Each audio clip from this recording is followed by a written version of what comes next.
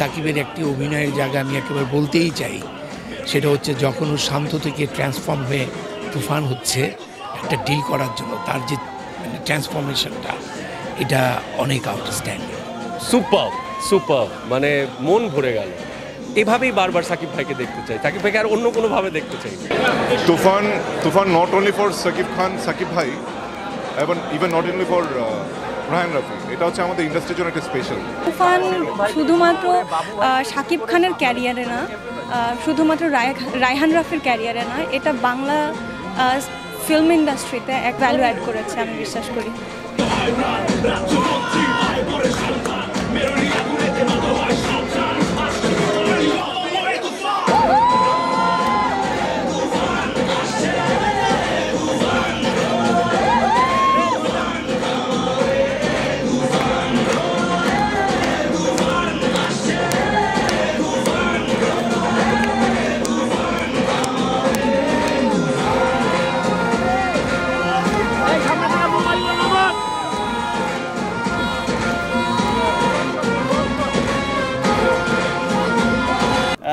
This is the first time আমি হচ্ছে আমার রেমুনারেশন হচ্ছে 100 কোটিতে 25 কোটি আর 200 কোটি হলে 50 কোটি।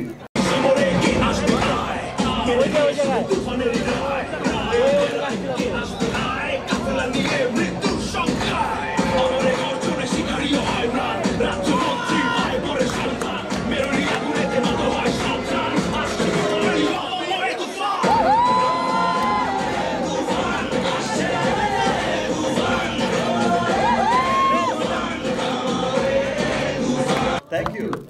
আমি আসলে আজকে কিছু বলতেই আসিনি, আমি শুধু দেখতে এসেছি সিনেমা। আমি এতদিন ধরে খুব অপেক্ষায় ছিলাম, আমি কখন যাব, কখন সিনেমাটা দেখব, আর এই মানুষগুলোর জন্য অপেক্ষা করছিলাম।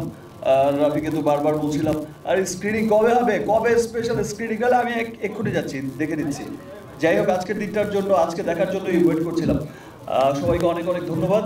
স্পেশালি আমি ধন্যবাদ জানাচ্ছি আমার দেশের মানুষকে, যারা হচ্ছে তাদের ঈদ পরবর্তী সময়ে এই কর্মব্যস্ততার মধ্যেও এই যে এত শোজ, তারপরও টিকিট পাওয়া যাচ্ছে না। আমার ফ্যামিলি বলে ভাই টিকিট দেই, ও বলে টিকিট দেই, ভাই টিকিট দেই।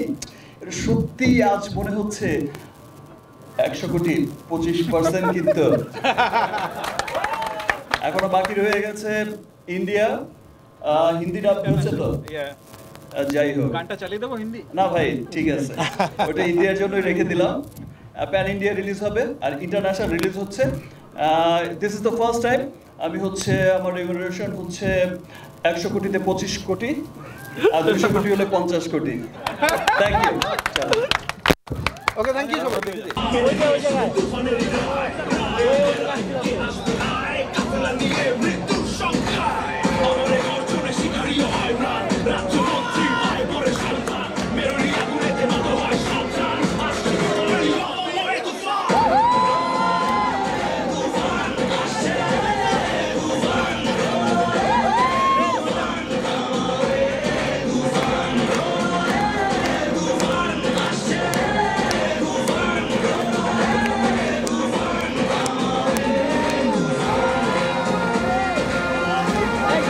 আমি আসলে শুরু থেকে বলেছিলাম আমি আসলে কি চাই, আমি কি বানাতে চাই।